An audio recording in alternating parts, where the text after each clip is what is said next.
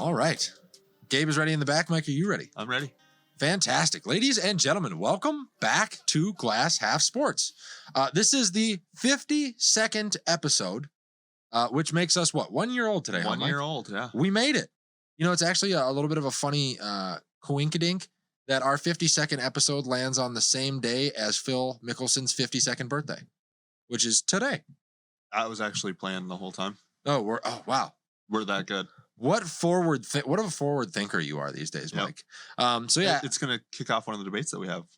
I think we got to talk about the Live Golf Tour. Yeah, I think that's going to have to be something that we're talking about as well. As always, ladies and gentlemen, I am one half of your hosting duties, Nick Huffman, joined by my faithful co-host, Mike Menson. How you doing, bud? I am actually doing very well. Thank you. For those who didn't know, my 29th birthday was on Monday, and Nick came up pretty clutch, gave me some cool gifts, the best of which is tickets to Vikings Packers on September 11th. That's right. Best birthday gift ever is going to be getting to watch the Vikings shit all over Aaron Rodgers week 1. True. And actually with that, I do have something for you today. Oh, do you? Can we do that right now? Sure. Is that okay? Yeah. So I do have to shout out, this was 110% my fiance. Oh, okay. So should I don't know if you should we show the box off? It says his name. Look at that. That's me. Let's see what's in it. Gabe's running around like a madman back there as well. He is. So you got to read this first. Oh, okay. Wow, this is swanky. You got to read it out loud. Okay, I could have just sent you a text, but my future wife is making me do this because it's cute. Will you be my groomsman? Of course I will, bud. Hey, look at that. Does it say confidential for a reason? It says confidential. Okay. You can open it. I just wouldn't read that aloud on the air. Oh, I wouldn't? You wouldn't? There's some aspects to it that. Oh, okay. I don't know what this is for. Oh, it's for the football. I believe it's for the football. Oh, yeah. So in case you were not with us over Christmas when Mike got engaged, Mike is getting married.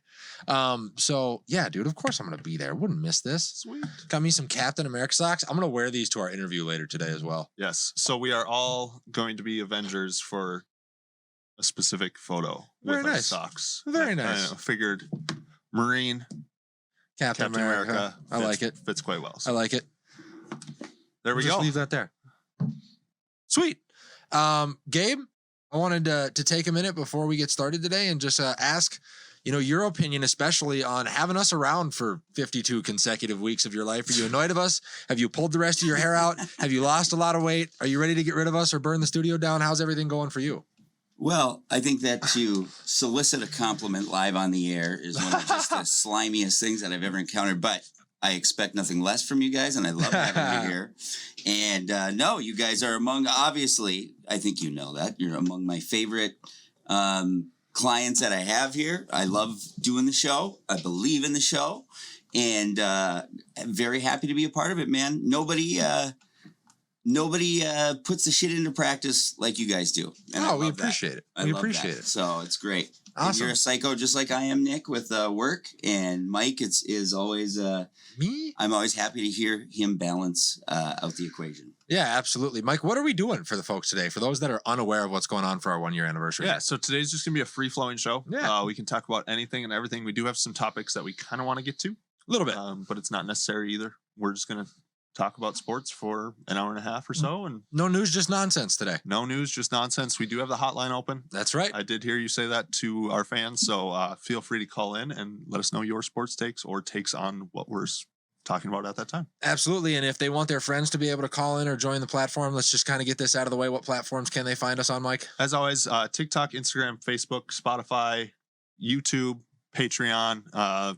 Specifically watching us live on Facebook is probably your best bet on our Facebook page, Glass Half Sports. Yeah. Be a friend, tell a friend, share it with all your coworkers, friends, family, have everybody huddle around the computer for the next hour and a half. We're going to get after it. And I think that's pretty much all we got before we get going today. Like I said, it's going to be a free-flowing sports conversation. And if you want to join, you can reach us at the Glass Half hotline. The number will be at the bottom of the screen. And we can start with just some what ifs, because that's kind of where I wanted to lead, what I wanted to lead the show with and just kind of get us in the groove today. So obviously the what ifs is like in the Marvel series, one of the great things in sports, right? You see a lot of great stars, a lot of great teams, they crumble, injuries happen, different things like that. So I had some very specific questions that I wanted, us to be a part of today, starting with, Ken Griffey Jr. Okay. in baseball. If Ken Griffey stays healthy, is he our home run king? If he doesn't lose majority portions of the middle of his career, does he get to 756 or whatever, or past 755 or 44 or whatever Hank Aaron was at? So this is why I have the computer up, so I Yep. can have an analytical approach and numbers approach to it.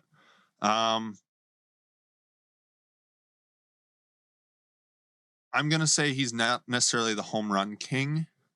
So what did He end finish with? 630. So he ended with 630, and then he lost large portions of like 2 or 3 seasons in the middle of his career where he was pretty much put him in the center of your lineup and he's going to give you 40 to 50. Yeah, so 1995 he only hit 17 because Yep. he played in roughly half the games. So Gotcha. let's give him 17 more. 'Kay. He's roughly at 650. 2002 he played again 70 games. He only had 8 home runs through those 70 though. So I'll add 8 more. Mathematically, that's even giving him a little extra, to be honest. So 660. And then 2008, he only played 40 games. 2008, he actually played 102. 2000, yeah. Oh, my fault. That's why it was confusing, because he played 102 for the Reds and 41 for the White Sox. Only hit 18 home runs that year. I mean, I say he gets to like maybe 675, but he doesn't eclipse 700. Oh, I mean, he's at 630 right now. So you're looking, he would have to get, what's the record? 756? Yeah, but you know He'd have baseball. to get 120. But baseball's all about momentum. It is. So if he, in those years where he's injured and he only hits 8, or the year where he's injured and he only hits 17, if he's healthy and not recovering or doing what's best for the team, and he's just playing healthy Griffey, that's 40 a year. Yeah, in I both mean, of those years. well, the one that he only hit 8 in, it's 2002. So he's already, 13 years into his career. Is he true prime Griffey? The year before he hit 22? Maybe. Okay. I just think I would say maybe eclipse 700. Okay, Gabe? Sorry, guys, I'm making adjustments. But if we're talking about, but no, I was looking into this last night. And if there's one thing that what is your direct question on? So No, I just wanted to know if Griffey stays healthy, right. If Griffey stays healthy, is he the home run king? does he become MLB's home run king? Well, I love that you're talking about this, but no, he wouldn't. I think he is his greatness, because I was looking at a ton of stats last night, Yeah. and I was actually kind of impressed with how good he really was. In fact, I have a comparison for later, but Okay. but whatever. But yeah, no, I don't think so, because I don't want to give away my other things for later, I guess. But no, I'm going to answer the question with that. No, but I mean, he is greater than I thought he was. He did have like his 4 or 5 year span from 96 to 2000. 49 homers, 56, 56, 48, 40. It's pretty insane. Yeah. I mean, he's one of the best hitters of all time, Yes. but I don't think he would be the home run king even if he played 162 every year. Okay, that's fair. So go ahead, Gabe. I was going to say, I think people forget that that in like the summer of '98, when we were having the McGuire and Sosa race. that Yeah. he was actually a part of that race the entire time until August. Yeah. Like, I mean, Clean. Because what did they right. finish with? 60. Did they finish with 60? Both of them finished with 60 something. Yeah, and he finished with 56. So he 50, wasn't yeah. much behind. So Sosa was 66, and Okay. then that's the year that McGuire was 70. Okay. Yeah, and then Bonds followed that up with 73. Right? Which is blew in- everyone's mind. Which is insane. That's like a That's home run almost every other day. game. Yeah. Yeah, Bond's greatness through that stretch is fucking insane. Unmatched. Well, that's the other thing that people forget about Bonds is he played for Ever. damn near 20 years. Yes. Didn't he? Like, how long was his playing career? So, Gabe, you would know this. When did you have his rookie card? When did he start with the Pirates? Well, Bonds. So Yeah. 86 was his first year, but he ended up. God, I was looking at this directly. I think his 86 year was better than I thought.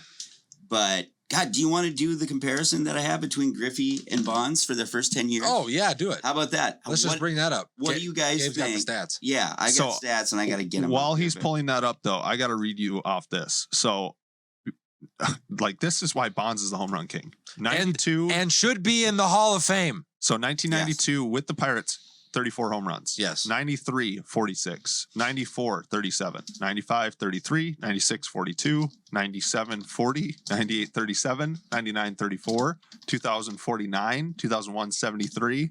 02, 46. 03, 45. 04, 45.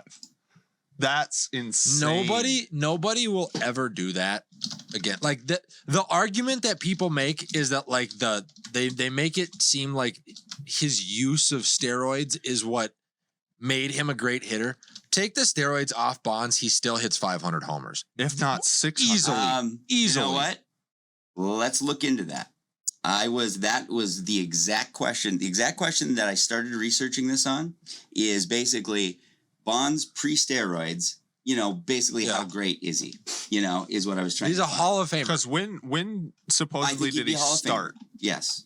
But I don't know that he'd hit 500. When did he supposedly start taking steroids? Do we know? I think somewhere in the mid 90s, I guess. So as I was looking at it from 86 to 96. Yeah, I was going to say 96 is what rings a bell for me. Yeah. Because that so was even what, his before- second or third year in San Francisco? That would have been his 4th year, but yeah. Yeah. Yeah. And Look at me. But still, No computer.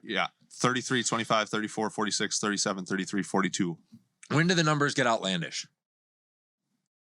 2000. 49, 73, 46, 45, 45. And by the way, the year he hit 73, he walked more than the entire, more than some entire He had teams. 177 walks that year. Some hitters didn't didn't. out incredible. Yeah. It's That's just the greatest insane. hitting performance. He of was all. either hitting a home run Wow. or getting walked. Yeah. How many times did he strike out? Does it say? 93. That's a really low number. That's actually, you play 162 games, you strike out 93 times. I'll take that. That's quite a few. I mean, it's balanced If out you're by the going to hit 73 home runs. homers, I don't It's care. balanced out by that. But if you hit 25, 93 strikeouts is a lot. So the stat line for him must have been walk him in the first inning, strike him out in the second inning. He hits a home run in the third inning, and then he gets a day off. That was Barry Bonds' season in 2000. That's nuts. And he It's also had 13 ridiculous. stolen bases the year that he hit 73. He used to have wheels. He Well- had 37 stolen bases in 97. That's Yeah. insane. And I got this coming up. I got the The Griffey Bonds. what were they called again? Our stat department, Glass Half Analytics Department. Glass Half Analytics is actually. I reached out to them and Oh, thank okay. goodness that they are available. So They picked up the hotline. Yep. So here we go. Let me Answer the bat pull phone. this up, and I'll get this going now. So we're now ready to kind of do it in full force here. And then just as a fun one, as I'm pulling this up, how about this?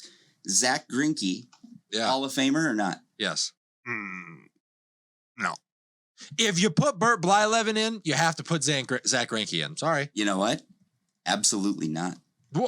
I was Zach Greinke. Well, how about this? What's his the most amount of wins he's got in a year?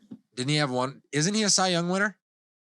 I believe he is. And Cy Youngs these days are heavily predicated on win totals and strikeouts, which I know he He's was going to. never had a 20-win season. I know. I think 18 is I think 18. 18 is. 19. Is it 19? Okay. He went 19-3 with the Dodgers in 15. And then the rest of the years, Mike, what do you got? Like basically 12, 14, 15, right? 15, 17, 19, 13, 17, 15 was a pretty good stretch. That's a With the great Royals- stretch. That's his great stretch. With the Royals, he was 13-10, 16-8, 10-14, 16-6. His career ERA is 3.44. Here's what I'm going to ask you: if you're going to go based off his numbers, right? Is Felix Hernandez a Hall of Famer? No. Yes.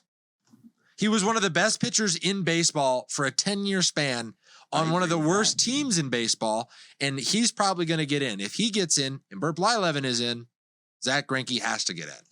Why is it showing me his hitting stats? That's odd. So I got this. I got Bonds versus Griffey. So if anyone calling in or, wants to call in or comment below Yes. with your thoughts, we'd love to hear it. But I'm just making this a little larger so they're going to be able to see it. Yep. Number on the screen is 763-528-8527. That's the Glass Half hotline. We will get to you here live on the show and respond to your comments around the topics we were talking about or answer any random sports question that you might have. Just tell us we're morons. Whatever you want to do is Yeah. fine. But here we go. I'd say Felix is Hall of Great. You so guys we are got, ridiculous. He has a 3.42 career All ERA. Like, I don't know. So we've got Bonds versus Griffey first 10 years. Where do you guys stand with that? I take Bonds. I would first 10 years. First 10 years is a harder debate than I would like to admit because I think where Bonds separated was after the first 10 years. That's when he went. Was the fact that he Nuclear. had another good 10 years on top of Yes. that. Griffey didn't. And really, they were both better longer than I thought. But I Yeah. actually, and Bonds was my favorite player in 1988. So I remembered him being like a 30 home run, 30 steal kind of guy. Yeah, the 30-30 club. Yep. He was like the pioneer of the 30-30 club. Well, Canseco was really the actual, like the true pioneer, but yes, he was right there. So as we go around here, so if we look at the at bats are really close here within 300 yep. games within 30. Bonds has more runs, Less hits. less hits. More doubles, more triples. So No, Griffey has more doubles. Yep. No, Bonds does by Bond- 14. Oh, yeah. Sorry. Okay, and then home runs Griffey's got him by 100. smoked. Yeah. Wow. RBIs by 300. Man, Griffey really Look did at the get stolen shot base out of the numbers, though. Look at stolen bases, dude. That kind of blew me away. Yeah. Bonds has less strikeouts. Could if Bonds would have stayed slim, would he have surpassed who's the Cardinals guy? Vince Coleman? No. Or- The guy that Ricky Henderson took the Lou stolen Brock. base- Lou Brock. Would he I have mean- passed Lou Brock? No, because he was only stealing. I think that's, well, how many stolen bases is that? That's like 30 a year or whatever, 38 a year. So I guess, no, I don't think that's enough. I think he'd have to steal like 85 or something like that. Ricky Gotcha. Henderson at 1,400 stolen He's bases. bananas. We're gonna get to him. Yeah, we have his stats too. So the batting then if average. we go to the Bonds second struck out level, far fewer times. and I don't know what we see as like the operative thing here, but their WAR. If you go to the second line down, Yeah. Bonds has him by 10 games. Yep. Bonds 83.6, Griffey 73. But it's like, dude, when you go through the stats, Griffey looks way more, in a sense. I don't know if Griffey the looks like defensive- he was a better power hitter at a younger age, Right. but was a guy that couldn't sustain his greatness. Bonds, to me, looked like he Was He a speed plays- guy who developed power. yeah, well, and he had pop. Bonds, to me, actually, looking at some of these numbers, kind of reminds me of a healthy Buxton, 30 and 30. Yeah. I mean, Yeah. he was what he looked like. He was Now- like now a we skinny, just muscular need guy. Buxton to gain 50 pounds. And hit 70 home runs.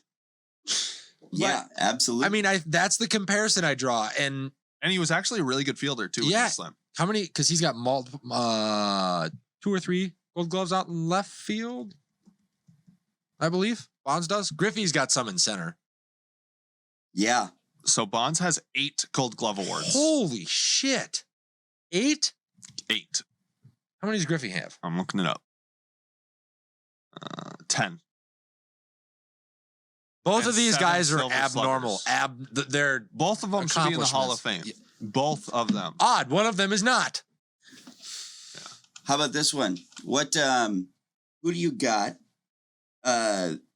Say you're drafting an all-time team Yes. right now. Who do you got between, if you were choosing, I know they don't play the same position, but let's say that Hank Aaron was playing first base. Pujols or Hank Aaron? You're getting them as a rookie Or just like in their prime. or just in their prime? Let's see. I think this one was a full like 20 years, basically. Ooh. Ooh. I'm gonna.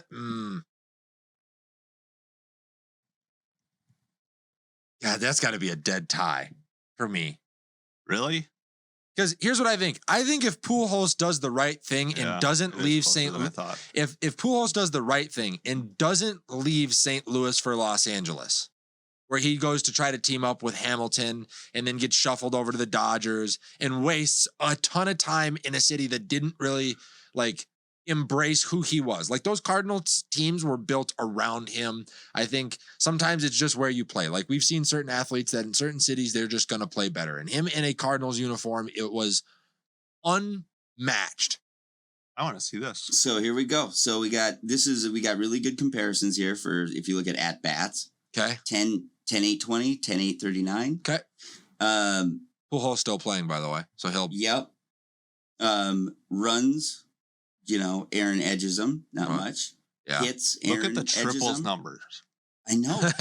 Dude, all I've done through all these stats, I've been actually I got to tip my hat to Hank Aaron. He was so much better than I thought, like in every way. He had wheel. Like that's Yeah, the thing he about ran. Pujols is he can hit it. This can't be right. There's only 700 home runs on this. Right. It stopped at a certain point. Oh, okay. You know, at 20 years or whatever I did. Here it is. It says on the top. So I did 19 years. Okay. So he could. Yeah, he Yep. kept playing. Yep. So this is exactly. like their first 20 years. Yep. Which is insane in and of itself. yeah. Ribbies. Ooh, Ribbies, Pujols edged him. Yep. Stolen bases. How does Albert Pujols have 114 stolen bases? You know how many pass balls there's been in 20 years? Yeah, that's probably I true. suppose. Batting average, Hank Aaron was 312 for 20 freaking years. That's That- fucking with, Wow. with All those home 700 runs? home runs. That's Ted Williams-esque. I know. I was blown Look at away. the grounded Holy into double play number. smokes. Look at the grounded in double play number. 286 to 399. Yeah. I'm telling you, Pujols' lack of speed hurts him. Oh, yeah. Like, you know how many triples he probably did hit that he couldn't get to third on? Oh, yeah. Look at the hit by pitch. Holy shit. 28 for Aaron only. He was What's- a black guy in the 60s That's 'cause and the Pujols 70s can't home move. runs. He must have been well liked, you know? I mean, for real. Like that's a thing. Yeah. What's you know. SH? I don't know. Hmm. But then here, let's go to WAR on the second row down. Yeah. So WAR, Henry Aaron 95 basically. Pujols 61. Oh, that's WAA. Oh, sorry. The war is 140 to to 100. Holy shit. A whole 40 additional games? Yeah. Hank Aaron was quite a bit better. That's astounding to me. That's, Me I too. mean, what I'll say is it was closer than I thought, but I would still go Hank Aaron. Yeah. I would have to change my argument. I would probably have to go Hank if they're playing the same position. Oh, yeah. I mean, How about fielding wise? Oh, I don't. I just pulled it down. I'm That's. sorry. I think that's Goodness. tough because they play different positions. Yeah, so looking yeah. at their statistics is going to be a whole lot more difficult. Well, I just mean like who had the better glove? In theory, right? Oh, I mean, Hank Aaron's shit. Everything I looked at was good. Yeah. So I don't know. So Pujols won 2 gold gloves. At first base. Well, then, but here's the thing. Like I said, if I he get that they stays, play different positions. but if he stays in St. Louis, he stays a first baseman. When he goes to LA, he becomes so a let's DH. give him a third. Let's give him a third. That's fair. Right? Yeah. Hank Aaron had 3. So they're tied in Gold, yeah, theory gold in their fielding numbers. Even though we understand that they played different positions. We're Right. trying to make a comparison. Did Pujols ever win MVP? Yes. I think he's got 2 of them, if not 3. So Hank only has 1. There's, I got so this next one is my actual favorite one. Well, I don't know if it's my very favorite, but it's up there. Oh, I know where we're going. Yep, exactly. Pujols has 3. Yeah, I know. I said 2, if not 3. Oh, he has 3. He has Yeah, he has 3 3 MVPs. Oh, Hank Aaron only has shiznit. 1. So like You got to remember, he backpacked the St. Louis Cardinals to being a playoff was contender incredible. for years. Yes, I did think he was incredible. It's not like I thought he wasn't, but so here we go. So this one is one of my favorites. look at this So argument. Albert Real quick. Pujols should be given 3 of Barry Bonds. Ah, shut up. I just not found even an gonna article read Gabe that that out says loud. Albert Pujols should be given 3 of Barry Bonds' MVP awards. Shut up. Oh well. So in theory, Disagree. that's 6 if you want to go Disagree. down that rabbit hole. Disagree. so That's a clickbait article. eyes What's on Bleacher the Report? board. This is my favorite one. I can't wait to see Mike's opinion on this. So Buckle up, Minnesota boy. if you were starting your own franchise, you can draft any center fielder in history or left fielder, whatever. They kind of overlapped. Would you take Mickey Mantle or Mike Trout? Oh, this is not the one I was thinking of. Oh, okay. It depends on. So are we talking like, are we going to do like a 15-year comparison again? We are going to do, what do I got here? Let me look. I did a bunch of these. Basically the first 10 years. Yeah, which is Trout was healthier. No. no. Trout was not He was healthier. healthier then than he is now. Is what I'm It's a saying. direct comparison. So like, I'd say the amount of at-bats and stuff are Yeah. very close. Yeah. Okay. Mickey Mantle or I don't know this. I'm for taking sure. Trout. I'm gonna go Mantle, but it's real close. I'm going to go Trout. I'm gonna go Mantle. So I was really, to me, this was sort of like the Hank Aaron thing. So look at the Where- games played right off the bat. Games played. Oh, this one wasn't as close. Yeah, Mickey Mantle plays 300 300 more more. games. Hold on. Okay, I can adjust. Whatever. Nah, don't I won't worry do it about now. No, Okay. that's part of it. Is Mike Trout can't stay on the field. Yeah. That's the best ability is availability, and he does not have that. I was trying to get direct skill stuff though more so, but yeah. So anyway, when you look at that, so runs, Mickey Mantle 300 more. Yeah. 400 more hits, 70 more home runs. You know what? And this is you know what, Gabe? I'll give you credit for this. This is a win for your generational debate because he's doing this in a dead ball Yeah. era. Hank Aaron, dude. But That's then what- again, he's and by also the way- playing in a very hitter friendly ballpark. By the way, True, But true. hold on though, the rest of the league. That's exactly what I was going to say. The rest of the league, they're way bigger, way more cavernous. Tiger Stadium, Oh yeah. shit like yeah. that. They were enormous. It was harder to hit home runs back then. It was. Yeah. So, and the mound was higher. That's also true. You know, which people. is bad for launch angle and Yeah. all the stuff that we track today. I mean, that's a good one. So also, and I know we're not done with Look the at batting walks. stats. Yeah, I mean, 300 more walks. Mantle Wow. had an Less eye. strikeouts too. Yeah. Better batting So average. think about that. Mike Trout played 300 less games and had more strikeouts. Right. And then look, and he's just viewed as the class of our generation. right. Hit by And pitch numbers. Why are newer players getting hit? Oh, you know what it is? Pitchers are throwing that high fastball a lot more Because you can't get on top of it. because you can't get on top of it. So it's so different than what I thought, though, because the whole thing that I know as a pitcher and having an old pitching coach who actually was drafted by the Yankees when he was 15, he would Jesus. talk about how much, owning the inside of the plate back then was fucking enormous. Yeah, but if you even think about a guy that epitomizes that to me, like Brad Radke, he was not throwing up and in. He was throwing inside under your hands because like yeah. belt. Yeah, he was throwing belt inside. But what happened was then guys like David Ortiz came around where they would open up their They batting just turn stance it. and they'd turn on that ball and yank it right down the line. And pitchers go, okay, well, I can't throw that spot So anymore. now they started aiming like chin. higher. Hold yeah. on.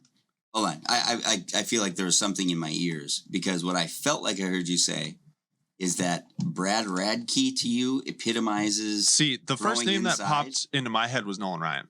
Exactly. Or someone like that. But Yeah. what I'm saying is this generation didn't do it at all. Bob Feller and Bob Gibson, Right. those guys, like in that They era. threw fucking at people though. They didn't try to Right. brush them back. They were throwing at people. Yeah, the Brad Radke argument for me was when I look at him, I think of him. Did he ever have overwhelming stuff? No, he was a No. control pitcher, No. right? So he did have to move you off. So he go he outside. was Shitty an Greg Maddux. average pitcher, and he did. Yeah, the Shitty best Greg thing Maddux that- is a great. that's a great actually. comparison. Very well done. Thank you. And when you're like that, you got to get the most out of what you have. And for a guy like that to control the inside of the plate, where he was throwing that pitch was inside under your hands, Yes. not Off inside. the plate too. Yeah, off the plate, not inside at your letters. Right. So that's what I mean by that. That was my comparison. Not necessarily ya. generationally, just like a pitcher that I'm aware of that may have, I'm not going to say even perfected that skill, but he built a career Do you off think, pitching that way. Do you think okay, I want to get into other stuff and everything. But Yeah. like the hit by pitch numbers, this is the third comparison in a row I know. with generational differences that the newer generation is getting hit by like It's weird to me because it doesn't line Exponential up with my. up number higher, right? Yeah. Yeah. So do you think it has anything to do? I think it's a lot of variables, but a variable could possibly be the protection that these batters are using at the plate. Better the helmets, elbow pads. better shin guards, elbow guards, and they're basically staying in there more so than Mantle would have. Who was the Astros shortstop, Gabe, that was like known for getting plunked? Oh, it was Craig Biggio, second baseman, Yeah. Kevin's Yes. dead. and he wore fucking. I mean, Everything. he He wore might as hockey well have been pads. a hockey player. So I would agree with you. Yeah, I think that's That part could of be it. it. And then I think the pitchers pitching in more so today and different Yes. things. I think Mantle had respect too in a different level. Yeah. You're not going to hit Mickey Mantle. Yeah. The thing that I wanted to just wrap up this real quick is that I believe the one thing we all view is that Mike Trout is a war machine, right? yes. Yeah. Check out the war comparison. 90 to 80. Wow. So, and in that in statistic, less games. I would Mantle has more games. He had more games. Oh, So that's yeah. the argument is what's the WAR per game? Obviously, it's going to be 0.0001 something, but Oh, is that what this? that's yeah, the over argument. 162. Okay. Defensive WAR, Trout beats him. Yeah. So, and which is funny because Mantle has a Gold Glove, Trout does not. Mantle only won one in his 18-year career, but Mike Trout does not have a Gold He Glove. doesn't? He does That not does have not a Gold surprise me. Glove. I thought he was a really good defender. He is, but he He's- doesn't play enough games. I will say this: Mike Trout has a great arm, but if you think about track and fly balls and line drives and because he plays center field, the most important position for run defense in today's game of baseball, Mike Trout does not jump off the page to me as a great defender. I this- disagree. He's got to a be great completely arm. honest. Got a great arm. He's got Probably great not. speed too. He can cover a lot of ground. Okay, but Buxton has both those things, but takes the right route. Buxton and is always also gets to probably the one ball. of the best, if not the best, defensive center fielder in the game today. You know what this tells me about Buxton? Is that it's already over. Yeah. Because when you look at really great players, They've they started. just started doing it right Yeah. away. Well, It just wasn't his bid for for greatness, true at least. greatness is over. Yes. But him to be a great piece to a great team is not over. Right. Yeah. He's got 5 years of that before that window But closes. we And that's the should thing trade is him. if the Twins win the World Series once or even God forbid twice during Yeah. that 5-year span, Yep. he might make the Hall of Fame. Yeah. If he's a big part of it. But we'll yeah. never win with him. You don't think so? Who knows? I think we're too invested in a guy. That's what this showed me over and over is looking at all these numbers for Griffey, for Bonds, all these guys. It happened They are early. durable. They do it right away, and they're there. When you look at Trout, no World Series, no playoffs. Like the guys who can't stay on the field, man. I didn't realize how much more it mattered. I think more Buxton than is I thought. staying more on their 100-game plan is definitely working. Thus Mantle far. was not worried about how many games he was going to play. I'll draw the comparison. Harper isn't worried about how many games he's going to play. The dude's going to show up to the ballpark if he can play, and he's going to play. Well, you're going and- to get 130 games a year out of him minimum. The saddest part about Buxton too is he's probably one of the fastest players in the league, but he won't steal because he could get hurt. Yeah. So I get it. I also do want to say though, I legitimately think that we're like a Frankie Montas away from A World Series run. advancing past the first round of the playoffs. I would agree with truly you. think that. Gio Urshela, trade block. We've talked about it for 2 weeks in a row. All right, so all of this Okay. started with what ifs. Yep. So should we backtrack to another what if real Yes. quick and see if it can't spiral something else? Yeah. My next one is, and this is my favorite one because as a kid, I saw Kobe get older. And I was looking for the next guy to grab onto as a kid. Like you've always got your favorite player and then like your favorite young player. And I think you know where I'm going because like I've vouched for this guy before. If Derrick Rose, if his knees hold out, how good is he? And then the caveat to this question is, how much damage does that do to LeBron's legacy playing in the East? So first of all, I legitimately would argue that we're seeing what Rose could have been in Memphis right now. Oh, Ja. I think Yeah, it's oh, yeah. very, very similar in the way that they play. D Rose a little bit better shooter. True. Ja's probably a little bit more explosive. Maybe a little bit. Like the fact that he puts his chest above the rim, dude. Ja's taller and longer than D Rose And was. Yeah, it's just more explosive. Like, Right. The dunks that he Can does. you and stuff. restate what what if is? If Derrick Rose Derrick stays Rose's healthy, knees hold up, how good is Derrick Rose? And then the caveat was, how much damage does that then do to LeBron's legacy? Because there have been multiple articles written around this topic and multiple reporters saying that Derrick Rose was the only guy that LeBron ever feared in the East. What he Yeah. was capable of doing, the way that he my put argument there Chicago is on his like back. the team around D Rose was not ever great. True. He was absolutely carrying that team. So if his knees didn't give out, his back was going to. But would he have found another team? Like, does he find his way to LA? Because remember, towards the end of Kobe's career, what was LA looking for? A point guard. What was D Rose? A really good showtime draw point guard. What do you have? You know what I mean? Like, I mean, I'll ask this: is Derrick Rose in the Hall of Fame if he stays healthy? yes. I would agree with you. Oh, by I would agree a with you. first ballot Hall of Famer Does with. he win a finals? That's too much of a rabbit hole to go down. Oh, I think it's really close, in man. Chicago with his original team staying healthy, I would say no. They made the playoffs They made the Eastern Conference back-to-back finals. Yeah, and they made the playoffs back-to-back years when he was recovering with his knee injuries. No, I know. I just don't think Without him. that's a true. Making it to your conference finals and winning Yeah. the finals are two very different things. That's the As Dwight- we're seeing Boston go through. That's the Dwight As Howard. I call it. That's the Dwight Howard argument. Dwight Howard lifted his team to an NBA Finals in Orlando. Right. So did Shaq and Penny. Yeah. Winning the finals is different. Yeah. Okay. So does he win a finals? Is he a Hall of Famer? Yes. Okay. Does it hurt LeBron's legacy? Yes, because now you have another Hall of Fame player playing against you and possibly taking some of those finals appearances. I got you. And LeBron needed all of those finals appearances to get 3. Absolutely. Or Well, 4. and here's the other thing. So he's got 4 rings, right? Yep. And I'm just going to safely say Kyrie Irving and Ray Allen probably shoot 50% in the playoffs in big moments from 3. Would you agree with that? If not 40%? I mean, it's damn near. It's going to be an objective statistic because we could, go in and look. Yeah, at but it, I'm not. Hypothetically And speaking. then you have to argue what's clutch. Yeah, I mean, they were. And- 2 of his rings are because of Ray Allen and because of Kyrie. If Kyrie misses And then one one, is because of the if bubble. Kyrie misses a single shot, or Ray Allen misses a single shot, which by the way came off of a LeBron miss Yes, at the yeah. buzzer, we're talking about a guy in going into year 21 that only has 2 rings, one of which Is the is a bubble. fraud ring in the bubble. Yeah. The fact that LeBron gets talked about as the GOAT is is laughable. laughable. Yeah, his individual statistics, he's a better Kirk Cousins because his individual statistics look absolutely Yeah. great, Yeah, but without help around him, he does not win. I That's agree. why I don't want him in Minnesota. I would agree. And then last one on the what if train. This is a Minnesota-based one. Okay. So we can take a little bit more time on this one. And I want to kind of lay out the storyline for this. Okay. I'm ready. Adrian Peterson, my guy, tears his ACL. Yep. Come back, wins an MVP award, 2,000 yards. 2,000 yards. Team's ready to go around him. Then what? Was it the next year or the year after where the allegations came out switch. about the switch? Look it up.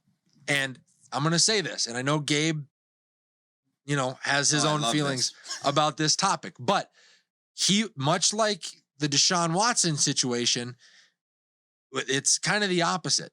The NFL did not put, It was 2 years later. It was so 2 he years played later. one more year and then he played one game. okay.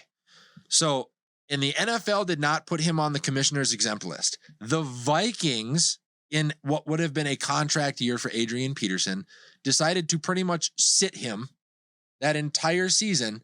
And because they didn't back him, he asked for a. He played 2 more years with us. So unless Oh, it would have been at the front end of that next deal then. Yeah.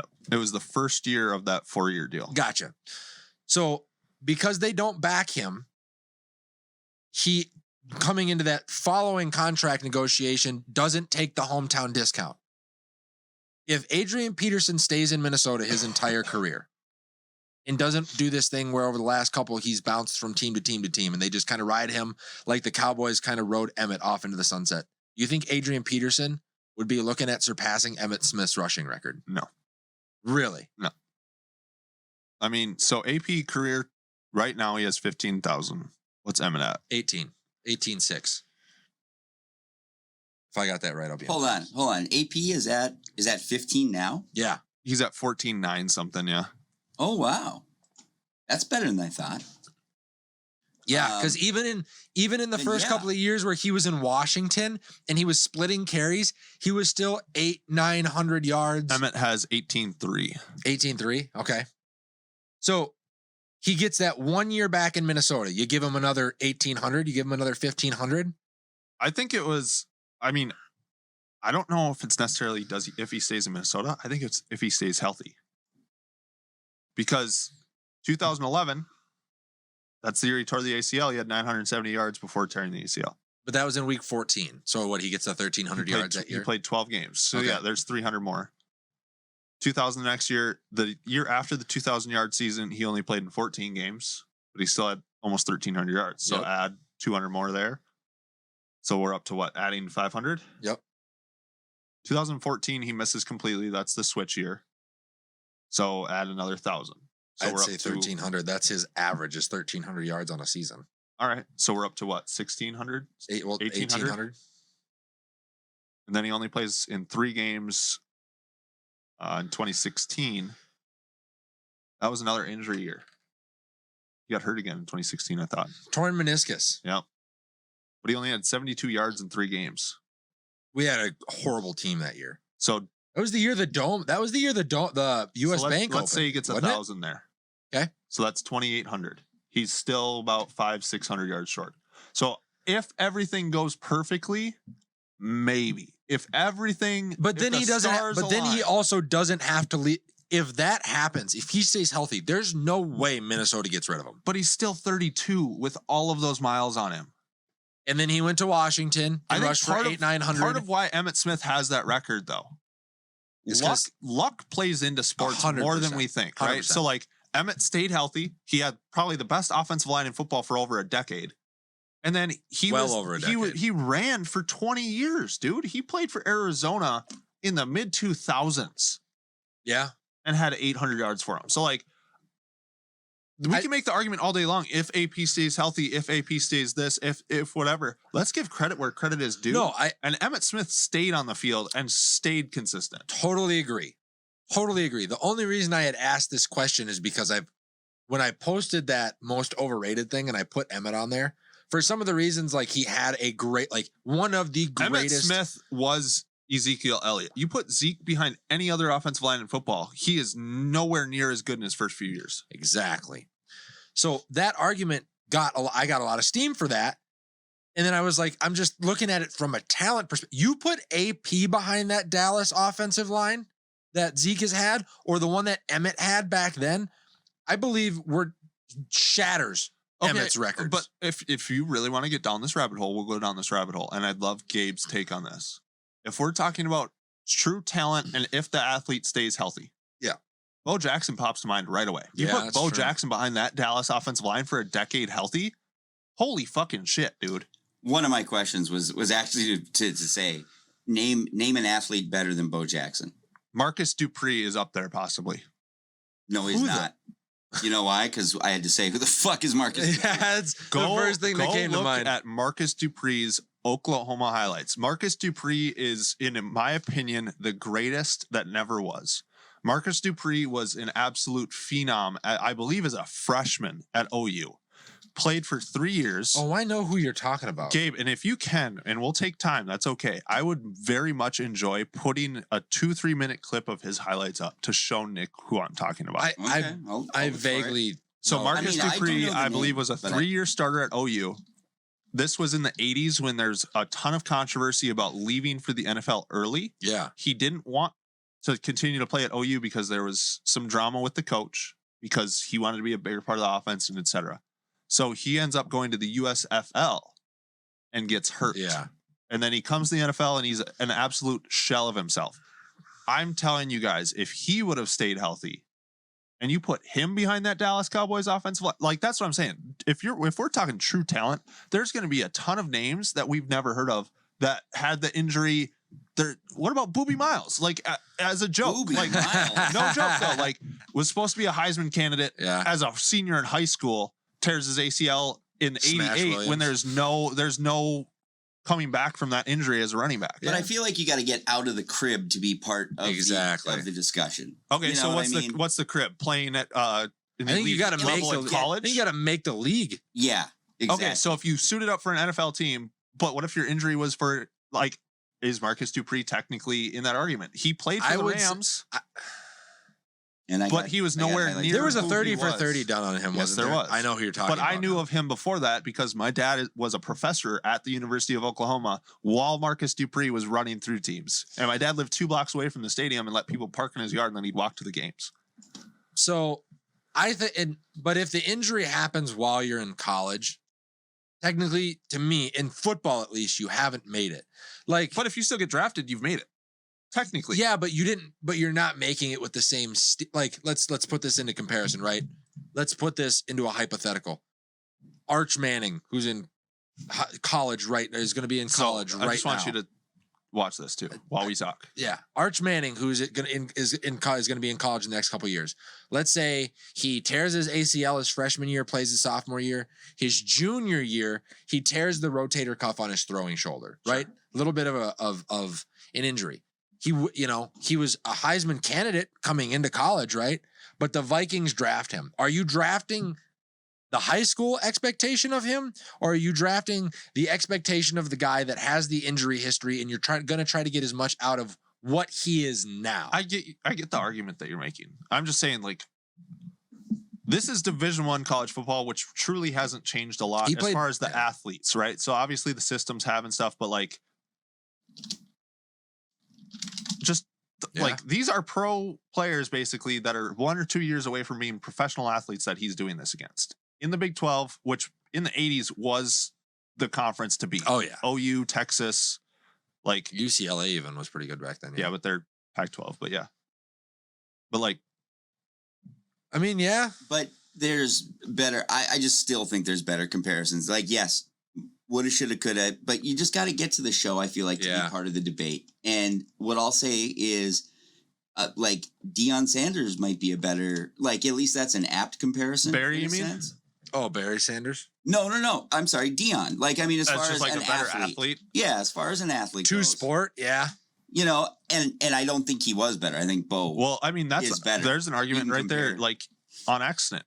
Put Barry Sanders behind that Dallas offensive line. Give him 5 more years. Give him ever anything where they're not stacking the box with fucking whatever 10 people against him. Give him one receiver and a guy who could throw the football, and Barry Sanders would have.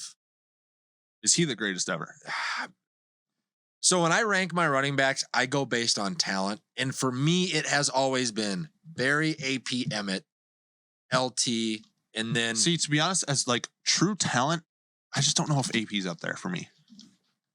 Go back and watch his... I'm shocked by that. I think this about a lot of people who say the same thing that Mike has said. We have all forgotten just how devastating he was for the entire time he was in Minnesota. You go back and watch those highlights and tell me that he wasn't the most frightening man to line up against. He was in the black and blue division with guys like Brian Urlacher. The Green Bay defense was really good with AJ Hawk and Clay Matthews and Charles Woodson and a lot of those guys back then. And I mean, the Lions were bad, but they weren't necessarily anything to sneeze at. And he was demolishing teams. Dan Orlovsky. 0-16. Okay, that's offense. I'm talking about their They defenders. were 0-16. They couldn't have been that good, Nicholas. Okay. You want to bring the Pittsburgh Steelers of that era into it? And every time he lined up against the Steelers, he would road grade them for one. Like Adrian Peterson in that time frame was 20 touches for 150 and 2 touchdowns. Okay, then that's perfectly fine. Because if you're looking at true top talent, yes, AP had Steve Hutchinson in front of him. AP had Bryant McKinney in front of him. Yep. Like, he had a good offensive line in front of him for the first 5 years of his career, or 6. And a firm handshake. And okay, so then he goes to Washington where they have nobody. Like Trent Williams really isn't even playing because he's got and his average per carry drops. But he's still severely. Got 800 to 900 yards in that season, splitting carries as an over 30-year-old at running back. Who would you rather have between AP and LaDainian Tomlinson if you're starting a franchise? AP. I think LT for me. Actually. I would rather have LT as well. Because he can catch the fucking ball. And he's more dynamic. AP is a great downhill runner if you have 330-pound guards and tackles blocking for him downhill. I hate you both right now. And AP will hit that linebacker and drop forward and get an extra yard. That's the difference between 4 and 5 yards per carry right there. AP falls forward. I think AP is incredible. I just feel like he's top 10. He's not top 5 for 10. me. Oh, man. I think he's top 3. Bingo. He's not top 5 for me. As far as a runner. But he is a little bit more one-dimensional, I think. If That's you're okay. starting a team. Yeah. I'm taking him because I can find somebody like we've had this conversation with the Aaron Donald thing the other week. We're going to do the fantasy draft and we're starting, like, if I got to take a running back, if Barry's off the board, my next guy is Adrian Peterson, because later in the draft, I'll find somebody like Chester Taylor who can catch passes out of the backfield. I want to line Adrian Peterson up 8 yards, 7.5 yards deep, and run him downhill at you 20 times a game. And I want you to tell me that your defense has anything left in the fourth quarter. I mean, if you're planning on doing that, though, like, I feel like there's other guys who can do that. Zeke, sure, but he's not going to get you a rush Well, over okay, 20. So like Jerome Bettis, not going to get you anything over 20. Mike Allstott. Not going to get you anything over 20. Yes, he will. Hold on. Why did you bring up Mike Allstott? Because Nick said, I want to line him up 7 yards in the backfield and just run him straight downhill with everybody knowing. Mike Allstott I loved watching him, but that dude was like, Thank you. Give him 20 carries a game right up the middle, He's just like like- you did AP with Steve Hutchinson he's blocking like for him. backing up a milk truck or something like that. Like he had just no lateral movement at all. And AP had great lateral movement. Before he tore his meniscus in that season, I'm sorry, Adrian Peterson is So if we're one looking of at the true three talent, best if I running brought backs up a in the running back who had a really good season behind an atrocious offensive line other than one guy. So like if a running back ran for 1,200 yards behind the 30th ranked offensive line, is that impressive? league. Yeah, but he only did it for 1 year. It's a flash in the pan. All right, fair enough. You knew who I was talking about, didn't you? Yes. I'm just saying, I don't know about it's true talent. And AP had some pretty good players around him. I'm not denying that. When you have a back of that caliber, it's irresponsible for you It is. to not go surround and him it with that shouldn't talent. be held against him. Exa- But when we're talking true talent, it kind of has to be, right? Because Barry Sanders is probably the greatest of all time because he did it with nobody. And I said Barry won. No, I know. And I'm just saying, like, I don't know if I can put AP that high because he literally was behind Hall of Fame caliber talent. One Hall of Famer. Let's just make this very True. clear. One Hall of Famer. How But many of as those far as, Dallas guys are in the Hall? Right. Yes, Emmett had a better offensive line. That's what I'm saying. Just to put a pin on this, Yeah. or on the Bo Jackson thing, name a better one. There was one guy that I was kind of hoping you guys would maybe bring up. And Daryl maybe- Strawberry? Maybe this is showing my age. No, you fool.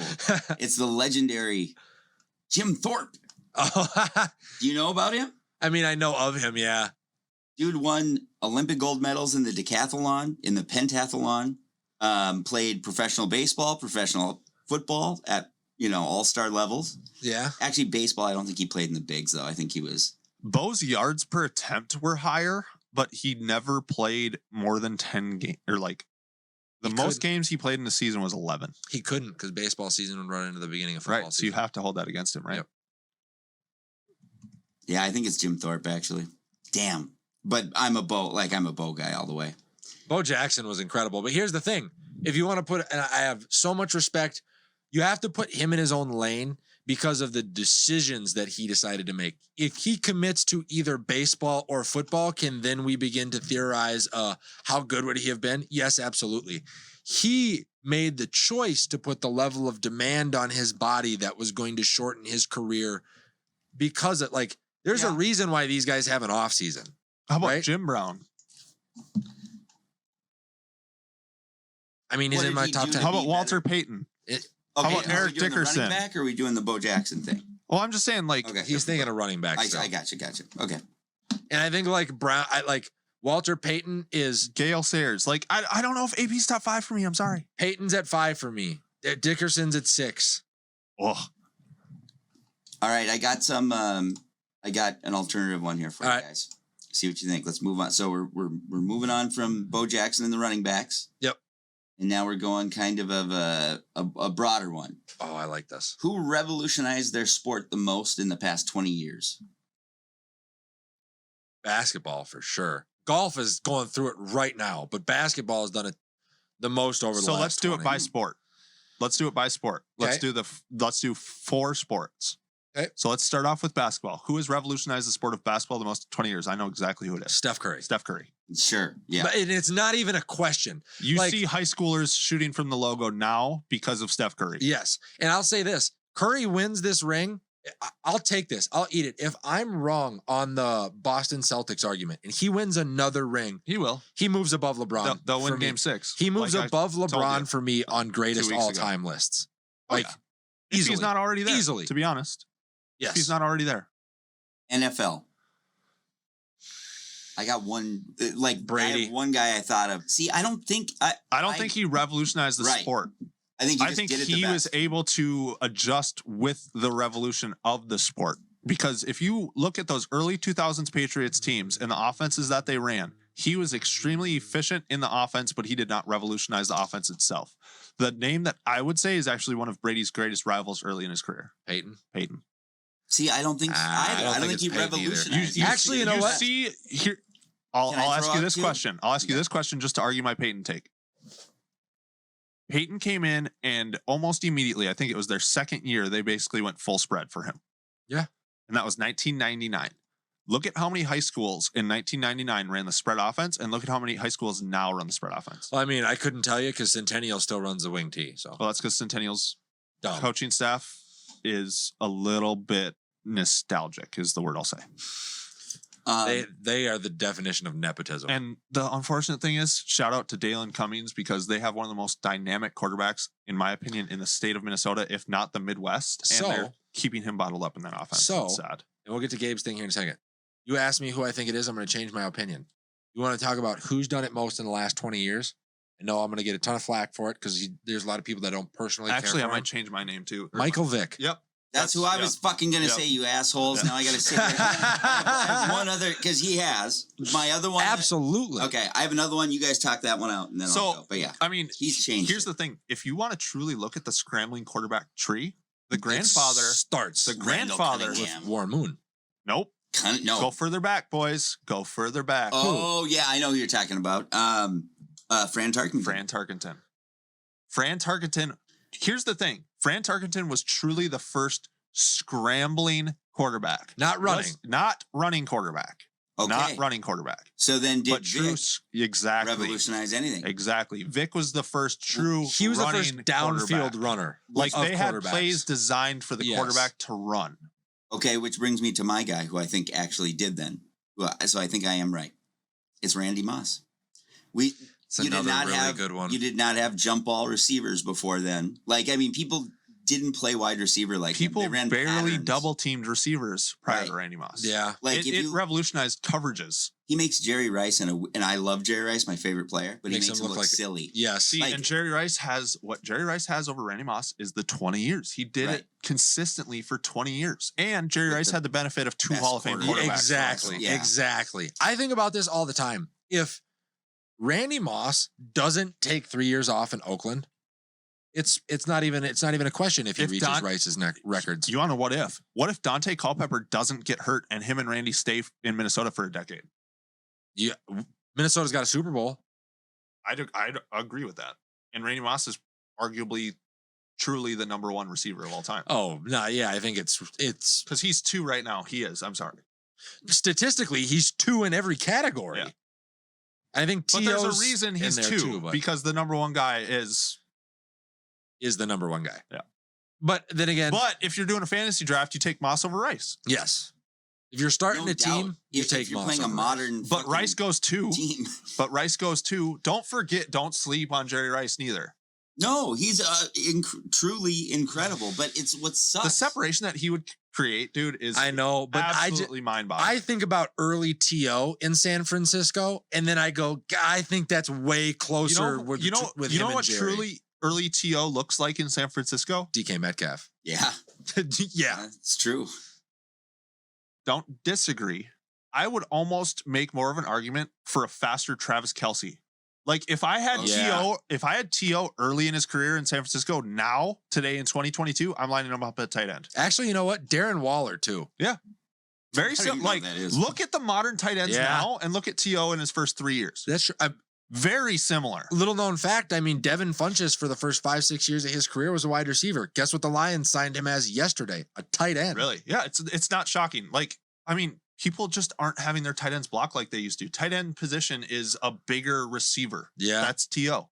And man, early TO, you threw it. You want to talk? We talked about that Tyreek Hill bubble screen. That's TO in San Francisco all day. They'd send Jerry over the middle and draw a safety in a corner, Mhm. and they'd throw the ball to TO, and they'd be like, beat this corner and that linebacker, and he did it over and over But and so could- over. So could Moss. Yes. So could Tyreek Hill. So could, I mean, there's a lot. That's the T.O. thing to about me is TO not is like, compelling in this because he's a hybrid between those two. He came between them. It's Yeah. just not, I don't know. I mean, he was great, but it's just not. he, in my opinion, is probably the most borderline player between truly being like an all-time great in that conversation, and like he deserves to be in the Hall of Fame, but Yeah, like and he the, is. the lower echelon almost. in my- No, he's third statistically for wide receivers in almost every I category. said what I said. Okay, All right. that's fair. Um, Next one will be baseball. while you guys have been talking, I've been trying to think of this the whole time, and I'm like, Who really? like did it for honestly, I know baseball? I'm so in the tank for this guy, so it's not really fair for Who me. is it? But Mark Grace. Greg Maddux. Yeah, no. Greg Maddux, because of the way he moved the ball, the way like he was the first. Well, not the. I'm trying to He think was a of who painter. else. He was truly a painter. He was he's the greatest pitcher of all time. I would agree with that. pitcher. And Truly, yeah. he was the first guy that I saw. I know guys did Yeah. it before this, but he was the first guy to throw that changeup that dives way down and in on a right-hander, you Yeah. know, where he'd backdoor people with Yeah. it. Like that pitch all of a sudden appeared and to where it became a trend in the league. I'm trying to think of, but obviously my information isn't perfect on that. I don't know what it was like in the 70s, if maybe it was a time. Here's my argument. Couldn't you really say like it's recent? It's not 20 Are you years going ago. to say Shohei Ohtani? Yes, that was my other thought. I'm He's got sorry, to do but- it for longer but he before ha- we start you talking cannot about argue that he has not revolutionizing the sport. revolutionized the sport right now. Well, hold on. I like- think you might, because who else is going to do that? Exactly. But here's where that's the thing though, is we're not necessarily, when you talk about revolutionize the sport itself, you don't have to compare it to MLB. I got So one other I'll guy. tell you right now, like there are high school pitchers now that are in the batting lineups. with the mentality, Yeah. right? Like I'll just shout out But shout they out always were. shout They out, always were, though. I- shout out Here's- quick to my cousin who's playing baseball for Marshall. He was the starting pitcher in their section final, and he also had 5 ribbies. Okay. Yeah, That is not Here's- allowed to That's happen. Always happened all but the way to college, though. I don't think that's allowed to happen 10 years ago. But here's I don't think I the would pitcher disagree. I would hits. disagree with you. I would disagree with you. 20 in college. I would disagree with you because who was there was a Cubs pitcher that was a great pitcher, and every time he hit for the Cubs for a while, Carlos Zambrano. Carlos Zambrano, Bartolo Gary Wood was Colon good. was a hitter. But the argument that I'll make, So you're the talking about argument, National League Stop, pitchers stop. that had 200 batting Stop, averages stop, in his stop. career, though. the argument that I will make is, if you really want to talk about this, Babe Ruth would have been the original example.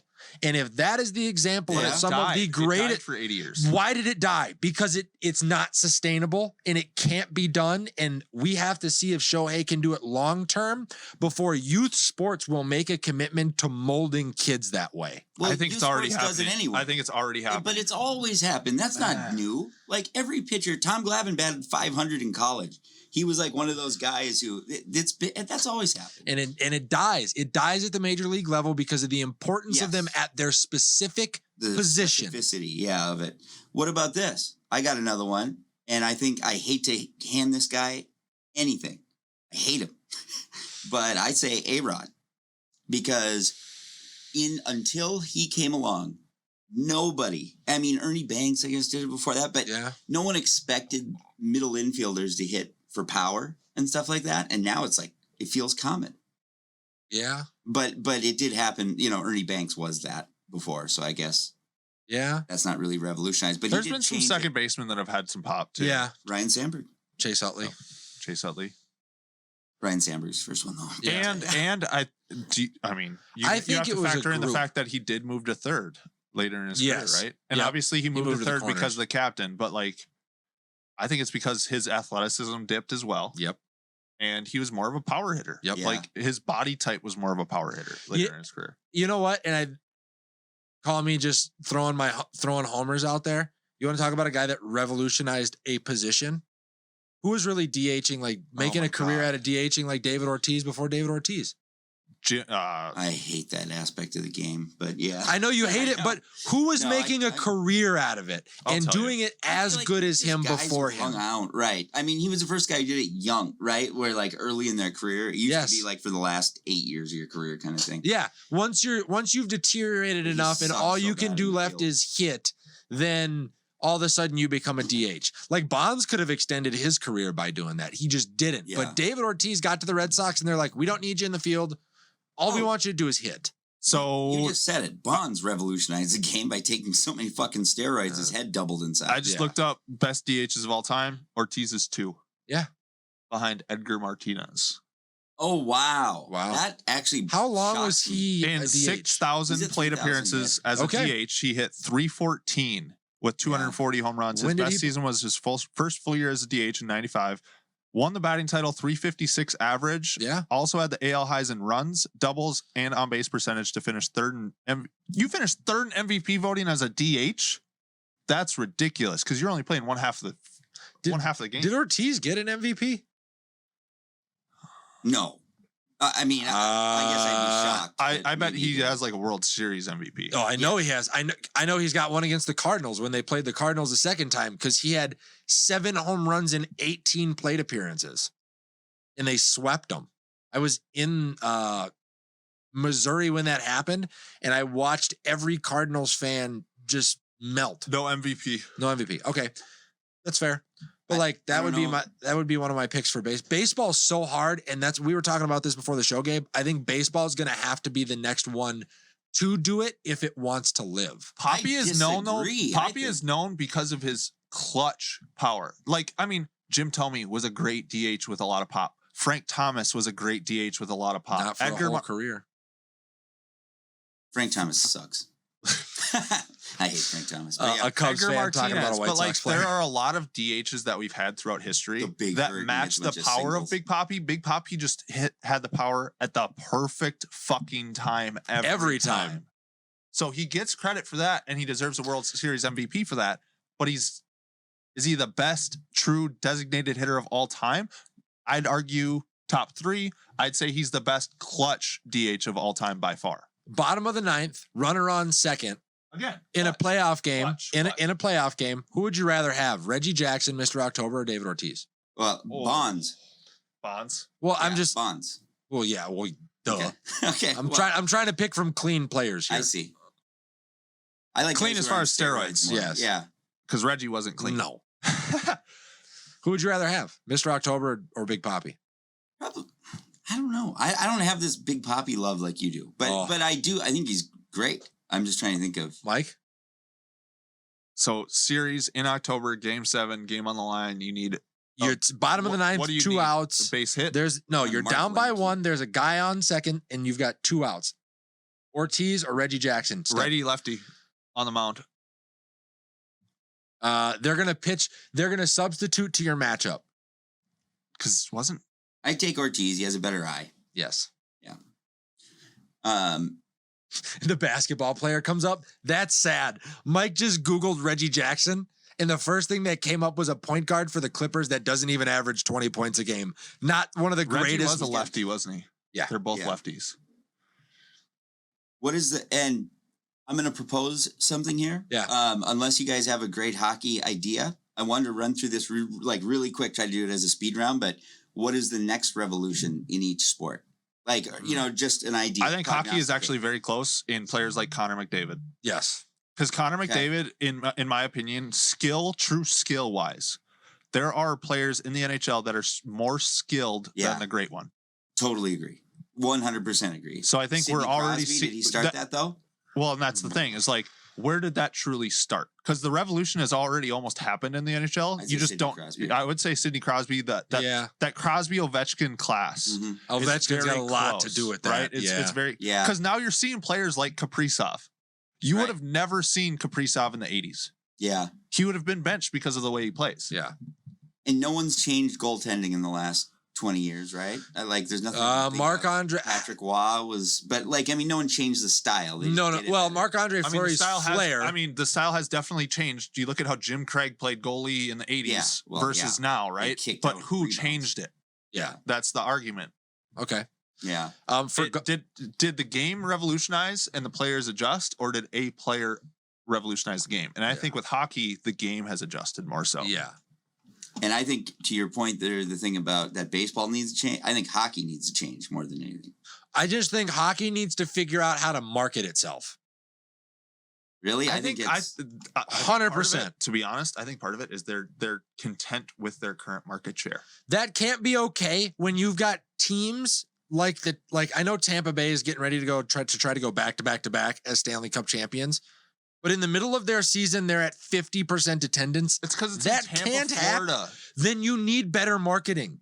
to get kids behind the game that grow up to sell out your all stadium. 9,000 fans of hockey in Tampa Bay are at every game. That's the problem. But if you want to be a league that has money, because money So runs. do you not have teams in markets that don't like hockey? I'm not saying that. No hockey teams south of No. Mason-Dixon line. No. If I you got this choose to be question. an owner that has a team in those areas, you need to find a way to market it to where it doesn't seem like you're a failing team, no matter how successful you are by putting butts in seats. Here's your next question. Would you rather own an NHL team or 1/32nd of MMA? 1/32 of MMA. You're an idiot. No, I agree. You're both idiots. In the next 5 years, MMA will be double the size of hockey. So that's what I wanted. That was the other question I had is, has MMA overtaken hockey yet? It's close. It's super it close. has. So, and okay. And the answer, and the reason you're both saying that answer is the dollars. Would you agree? No, television. Okay. So here's the reason I would rather own an NHL team. Legacy. You own an NHL team for 60 years and you put up banners in that arena and you win 4 or 5 Stanley Cups over 60 years. Legacy means a lot more than what you made during your lifetime. Let me change And Gabe's. who really goes down in the history books? The owner of an NHL team that was successful and own an NHL team. I'm 29. I could own an NHL team for 60 years and die at Sure. 89. Oh yeah, you could buy an NHL team now. Well, Yeah. Fucking no one cares. No one watches it. With this question, I could. But like, if you're a 1/32nd owner of MMA and MMA takes off, no one knows who you are. Let me change the question then. Would you rather own an NHL team or be able to own a well-represented MMA gym like American Top Team? I think the legacy truly is MMA is a great exploding sport that may overtake hockey soon. I will give you that. It's a dead tie now. But I think it's past it. because of the Team history deals. and legacy and tradition and all of that of the NHL, I think the legacy you get being successful over a greater time is more so in the NHL.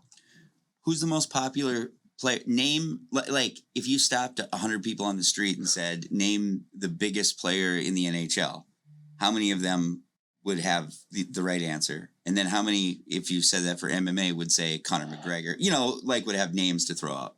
Whether they're right or wrong. I think it depends on where you're stopping people in the street. Again, you stop people in Tampa Bay and say, who's the best hockey player? They're just going to either give you a Lightning player or have no fucking idea what you're saying. Yep. You stop people in downtown Precisely. Minneapolis, you're going to get better answers as far as hockey goes. Right, but if you stop anywhere in the country and go, "Hey, who's the best MMA fighter?" Somebody will be able to give you a name. Period. Sure. I mean, I don't know. I think that's a good question. By the way, do you want to talk about golf real quick and how this Live Tour is going to turn the PGA into minor league golf? They're gonna turn the Live Tour into PGA golf. No. Quickly, we should. I The think Live that's Tour where it is turning the PGA into minor league golf. I don't think so. Have you been following this? Yeah. So the way that it looks to me, and I was talking to Gabe about this before the show. Once you've won a major, you're allowed to come back to that major as frequently as you'd like to for the next 20 years, correct? I Believe so, there's- yes. There's some things that So, by the way, the NHL is making more than the UFC right now by about $1 billion. So, Okay. Just moving on. The UFC started in the early 2000s. The NHL started in the 20s. 1920s. Yeah. I'm just saying And- they haven't. And eclipsed how's them that yet. measured though? Because that's saying what the MMA is made. Like when you look at That's the just dollars revenue going over in. a year. Just straight up revenue over a year. So that includes, what you. So once you win a major, you can pretty much come back to that major for the next 20 years with no questions asked, right? And that's how golfers' legacies are measured, right? How many majors have you won? Yep. So with Liv handing out guaranteed contracts for number of appearances, right? To Dustin Johnson, Bryson DeChambeau, all of these guys that have already gone over to the Live Tour, but then can still return to the PGA to play in majors Specific majors, though, there are some that they're not allowed to play in. unless they qualify, but they can come back and qualify for those. I What think you're Liv- going to see the PGA come down hard because they've been coming down harder and harder and harder on these How? golfers that are jumping ship. How? The argument was made on the Pat McAfee show. You know who runs the PGA? Like the funding for the PGA is no different than the funding that you're getting for the Live Tour. The only difference is Live is okay telling you that it's a bunch of Saudi oil money. The PGA is just a bunch of old whites that were influenced by Saudi oil money 10 to 15 to 20 years ago that like to claim it as theirs and run the PGA. That's the only financial difference.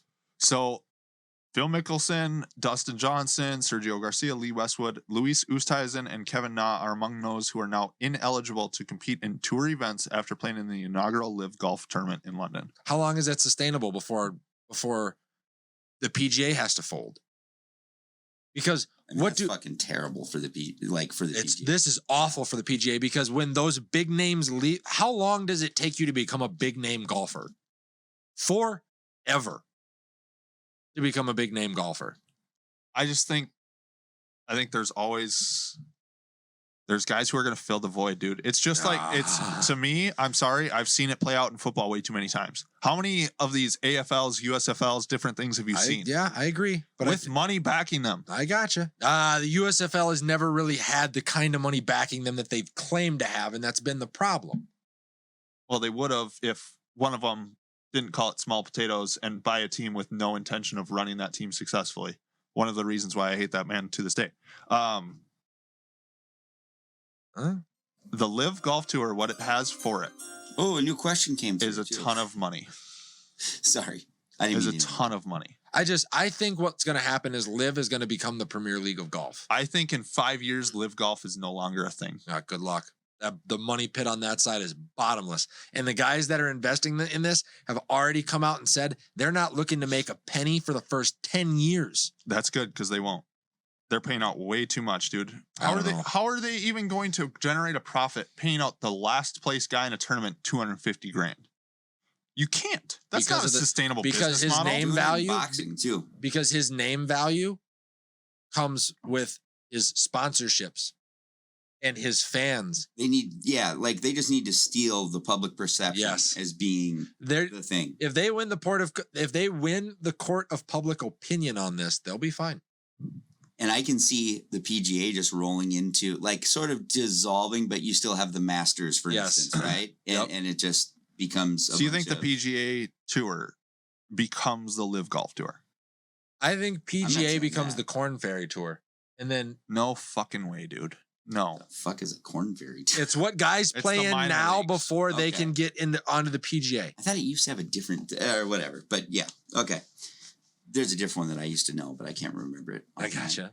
Did you have another question? Yeah. What sport is due for a revolution? Like what's coming? I can start with one. I want to see football. I want to see sabermetrics come into football.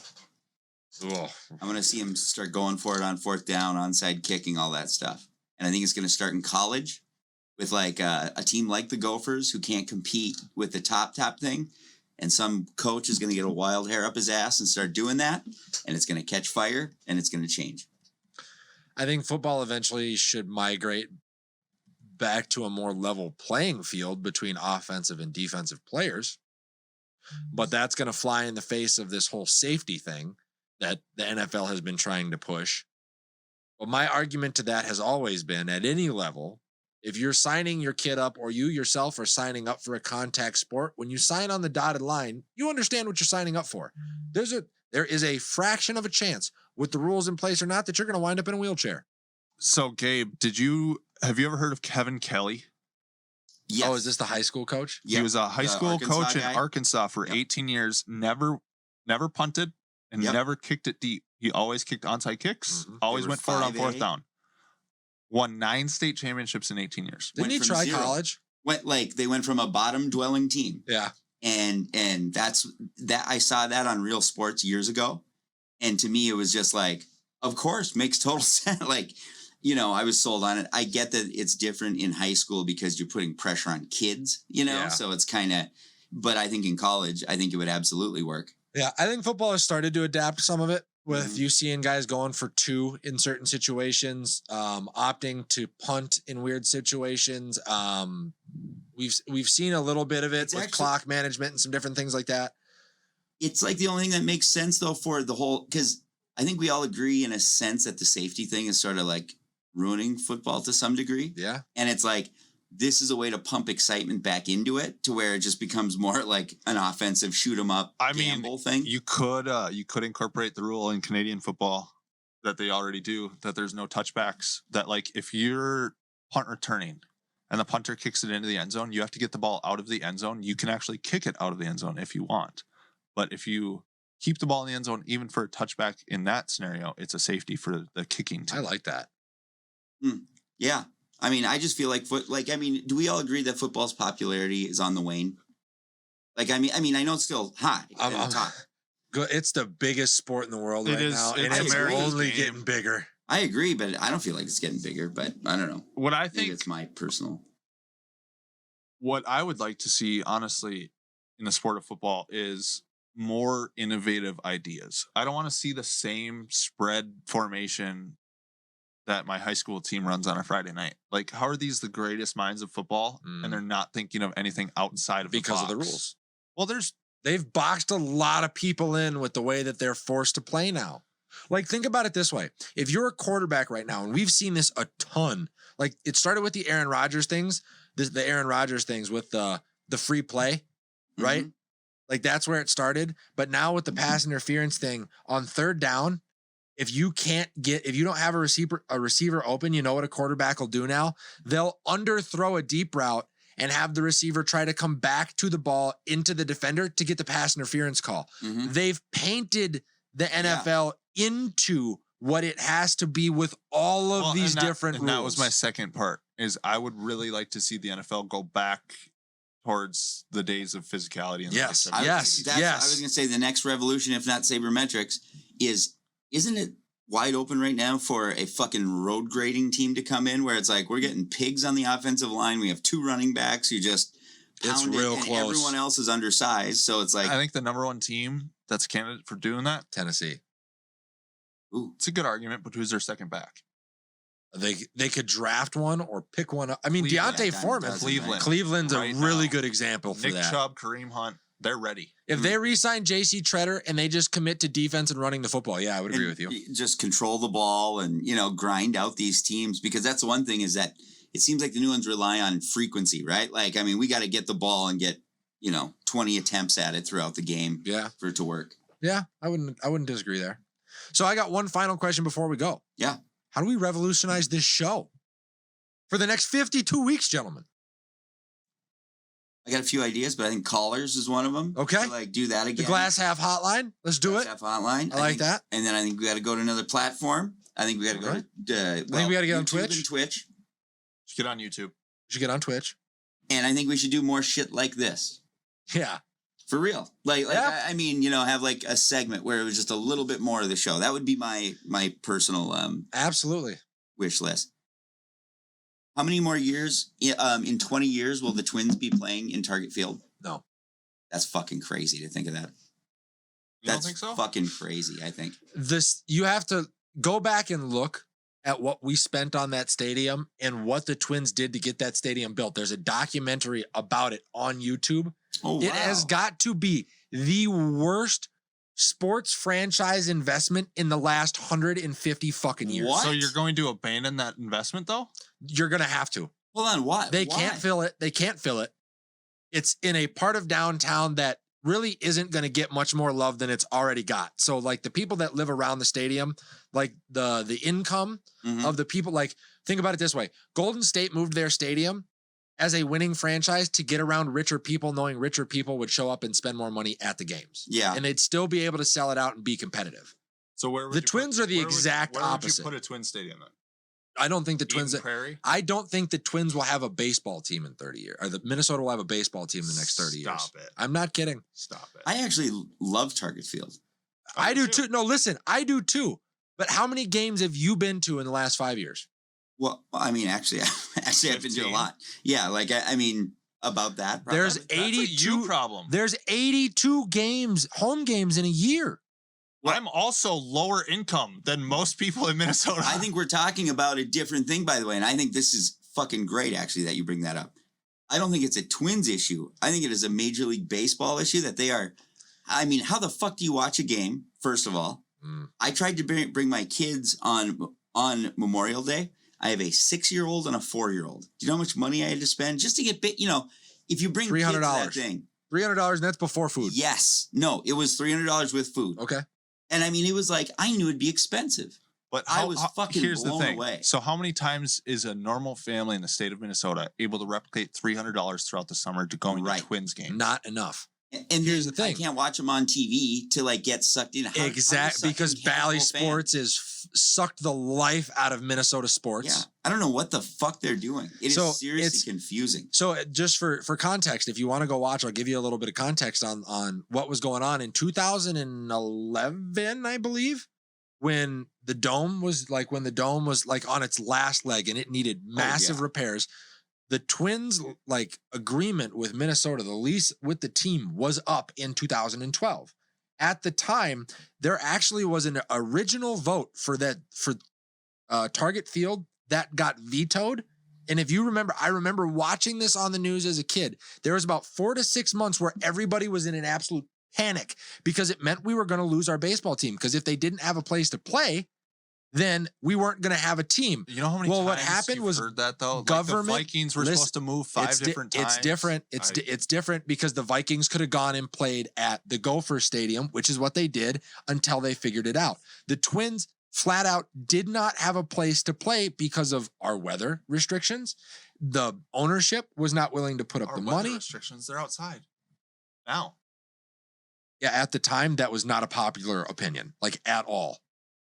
But what happened is I government- still miss the dome. What to be happened is in honest. 2011, the Twins made a push, got into the playoffs with the team that they had, and government backed them to say, if this is the direction that the team is going in under new ownership, then that's awesome. You'll be able to put butts in seats. And it has never transpired. Yeah, I think they made the playoffs the first year they were in Target. And that was, Field. they have the worst record in baseball since 2011, since the start of 2012 But why? by a wide margin. But why is Target Field a bad investment? If everyone agrees it's a beautiful stadium, it's great, you know, because blah they blah can't blah. fill it. Because they can't fill it.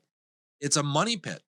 Think about what you have to pay the grounds crew to keep the lights on, what you have to do to maintain the seats, the scoreboards, to staff the concessions, to I all of that own stuff. a major stadium, okay? I know how much it costs. But you know, actually as you say that though, I go, yeah, I went to a Paul McCartney concert there Yeah. a while back, but I'm like, yeah, there aren't a lot of events there. Is it bad? Like, did they build, like, what does the documentary say? Did they say that they built it poorly to No. generate revenue? No. Well, It's just a it's bad really the market to Twins' be It's in. still also it's literally an outdoor stadium in a state that has Yeah. maybe 6 6 months months. of being outside. And, you know, I don't know if you guys have been there, and the stadium apparently has really gone downhill, but when it was new, Milwaukee's with the removable roof Yeah. was incredible. Like, I mean, I hate Milwaukee. I'm a Cubs fan, but it's like I went there and I was like, wow, this is fucking awesome. That is guaranteed nice weather, you know? And Like, I have being been at outside. Twins games in April, and they're fucking horrible. It Let's does put this suck. into No, perspective. you're right.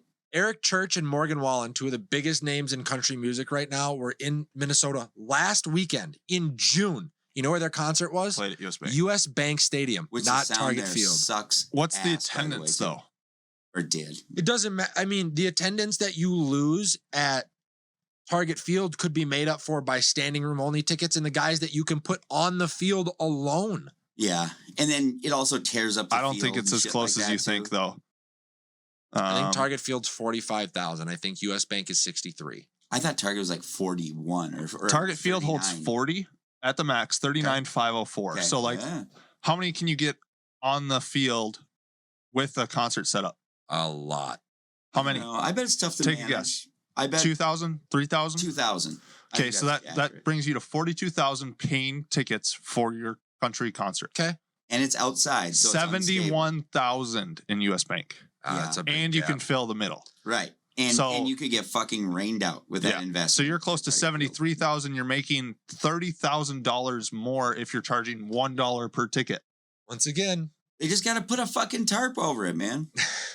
Why did they not build a Blue stadium with a roof on it? Why did they not build a removable roof? Because it's incredible when the weather's nice. But fuck, man, over Memorial Day with my kids, I got great seats on the front row in right field. And I didn't anticipate the sun. Right. Oh. And in that spot, it beats down on them. And I'm gonna have to leave in 3 innings. These kids aren't gonna be able to handle it. So here's, I think, God damn, the like you reason the said. Twins are in trouble. In 2019, the Bomba Squad Twins Mhm. won the AL Central, hit the most home runs in the major leagues that year, averaged 28,000 fans per game. Still not a 15th sellout. 15th in baseball. So one of their best years they've had in Mhm. 5 years. Yeah. And they were middle of the road in attendance. So then the argument is just that Chicago, for instance, because they have outdoor stadiums, similar weather, they're Yep. but they have 2 teams in that market. It's like, man, It's I guess it's because still just them. it's not marketed well. I think Bally Sports is killing the Twins. First of all, the I- last 3 or 4 years, Bally I think Sports the is Twins kind of kill sticking a themselves knife though, in because them. of the I Twins agree. do I think some that's easy. events, but do $1 for a little leaguer game. Do you think Yeah, it's but because it's we not haven't feasible had- anymore based on the How is it price not? to run the stadium. Why wouldn't not you take feasible? Here's the thing, Nick. Would you take 16,000 fans that paid for tickets and leave 14,000 seats open, or with those other 14,000 seats, sell 4,000 of them for $1 because it's a little leaguer, and then their parents have to pay the 25 or whatever for the normal ticket? That's what I'm saying. There are marketing way. You're correct in the fact that it's not marketed well. They could fill this stadium. You're Yeah. right. But then those additional 14,000 people, right? And I'm just thinking of this from a business perspective at $1. So you only make $14,000 for each one of those little leaguers. That's more than zero. Yeah. But then what do you have to do to pick up 14,000 additional pieces of trash, water bottles, hot dogs, gate attendant? How Okay, much so more they're buying do hot you have dogs, to so pay you're in making gate revenue with attendants? food and stuff as well. But then you have to. Okay, but then you have to.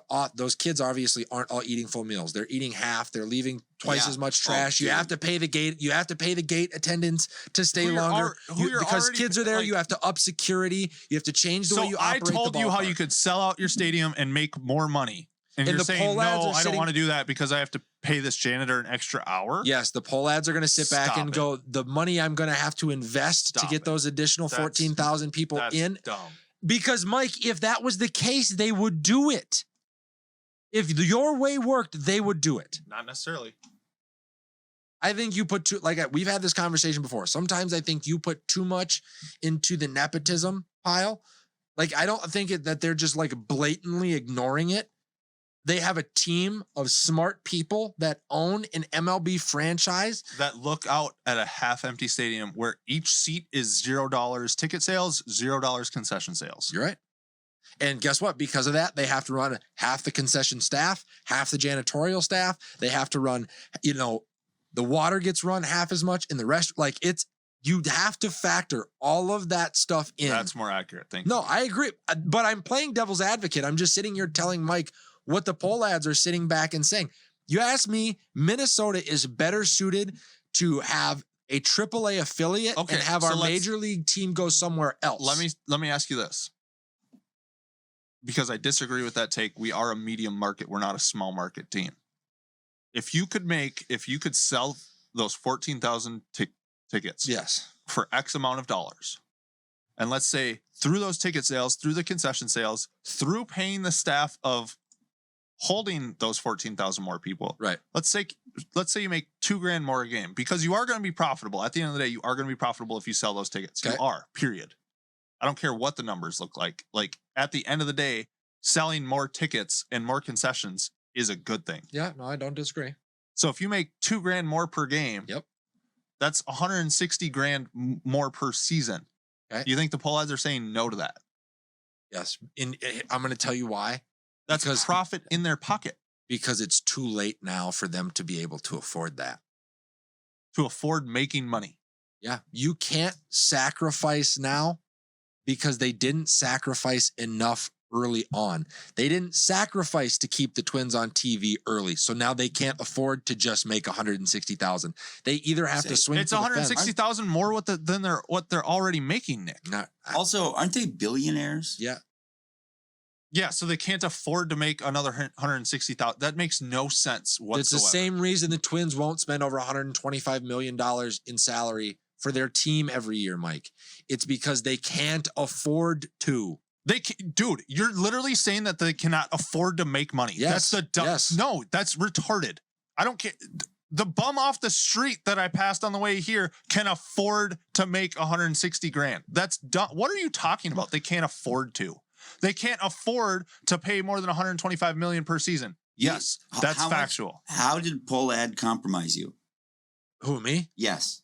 You were using his talking points. Dude, to say you can't afford to make money. I'm telling what? you, I'm saying the unfortunate truth that just like the Joe Mauer conversation that no Minnesota fan truly wants to hear. If the Twins wanted to be successful, when they opened this brand new, beautiful ballpark, would they have been catering to the adults or would they have been catering to the children then, like they used to do at the tomorrow? Will you let me finish? Otherwise, we're not going to get through this topic and I'm not even going to discuss it with you. If they would have catered to the children then, which was in 2012 when I was in high school, if I could have found out that it was $15 to go to a ball game back then, which over your $1 idea would have made them more money back then than it is going to make them now paying just $1 for these tickets, right? If they would have done that then, if they would have paid out of their own pocket to keep the Twins on regularly scheduled television, if they would have paid for better ball teams to get into the postseason and get a bigger revenue and all of the things that are required for an owner to do, if they would have done it then, they may have been able to afford some of those concessions now, but because they chose not to do any of that back in 2012, because they thought they were too big for their britches, they built this beautiful stadium and they weren't going to pay any players. They thought the stadium itself was going to be the attraction. They have turned themselves off to the fan base. They have lost money year over year over year over year over year, whether they want to admit it or not. And now they can't afford to give away $1 tickets. That's what I'm telling you. If you make $0 or $1, they would rather make $1. It's Nick. Hotel industries have shown us that this is the business model that professional sports teams should take. If you have an empty hotel room and you can sell that hotel room for that night for any money, you're already paying the cleaning crew. They're making the same amount of money. You're already paying the maintenance crew, whether something gets broken in that room or not. Like, that's why you see all of these hotel commercials, Expedia, Priceline, like they're selling hotel rooms that go for $250 a night for $70 to fill the room. Yeah. So if MLB sports, specifically the Twins, or if professional sports, specifically the Twins, took that business model, it would be profitable. I don't care if they started it in 2012 or not. If you can get some money for those 14,000 vacant seats per game or no money, any businessman in the entire world would take some money over no money. Apparently not. Well, maybe they haven't thought of the idea. Maybe I should be working in the front office for the Twins because I love you to death, Mike, but I'm going to tell you right now, the board of people that they have probably come up with this as an idea. Well, okay. By the way, I want to make this very clear. That they have is so intelligent. Why are they losing money year after year? Great fucking question, Mike. Because maybe it's called groupthink, Nicholas. When you put in, if you put 10 really, really intelligent people in the same room, the diversity of ideas does not grow. It diminishes. And let me get this straight. I don't disagree with you. I think that there is a way to fix this. I'm sitting in the stance of I'm going to tell you why it's not getting fixed from just what I'm seeing factually, the way that things are currently being operated. It would be financially responsible for them to fill a seat. And like I just said, I don't disagree with you. But if it was a feasible, plausible, and attainable option, they would be executing on that, and they're choosing not to for maybe or maybe not some of the reasons that I just listed off to you. Like, I want the Twins to do what's right and fill the stadium. Are they going to do it? Probably not. I'm sorry. And that's why I think we won't have a team for much longer. We got to outro the show. All right. That was a great end to our year anniversary. Much like most anniversaries for most couples that ended with a fight. Check that out. So, ladies and gentlemen, thank you for tuning in to another episode of Glass Half Sports, our 1-year anniversary episode. I hope you guys enjoyed some of the topics that we talked about today, as it was no news, all nonsense, all day long. Mike, if they enjoyed the show or wanted to see us bicker a little bit more on a weekly basis, what platforms can they find us on? TikTok, Instagram, Facebook, Spotify, YouTube, Patreon, and Twitch. That's right. And we will be back with you guys next Thursday with the start of season 2 or year 2 for the show. Make sure you tune in, as next week we will have Vikings writer Arif Hassan to talk about everything that is going on with the Minnesota Vikings as they prepare for another season. And there has been some steam around them being a sleeper team in the NFL, and a potential surprise interview with either Alex Kirilloff or one of the other very, very hot Saints hitters coming up next week as well. As always, take care, stay safe, don't get burned. Better get out of there, boss.